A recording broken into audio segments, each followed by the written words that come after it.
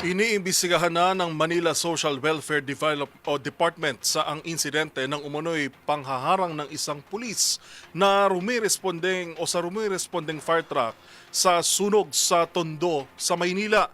Ang buong detalye tinutukan ni Boy Gonzales. Iniimbestigahan na ang insidente kung saan dinarang ng isang pulis ang isang truck ng fire volunteer habang rumisponde sa naganap na sunog sa Tondo, Maynila kagabi.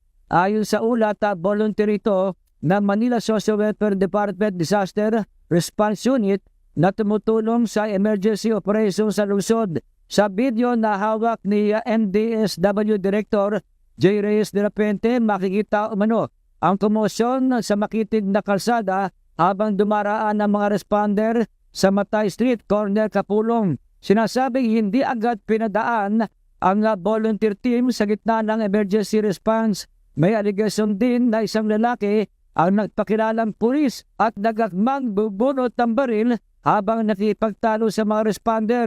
Binigyan din ni De La Puente na mahalagang magbigay daan sa lahat ng emergency vehicles at responders lalo na sa oras ng sunog upang maiwasan ang paglala ng insidente. Hiniling din niya sa Manila Police District ang mas malalim na investigasyon upang matukoy ang pananagutan ng mga sangkot sa insidente.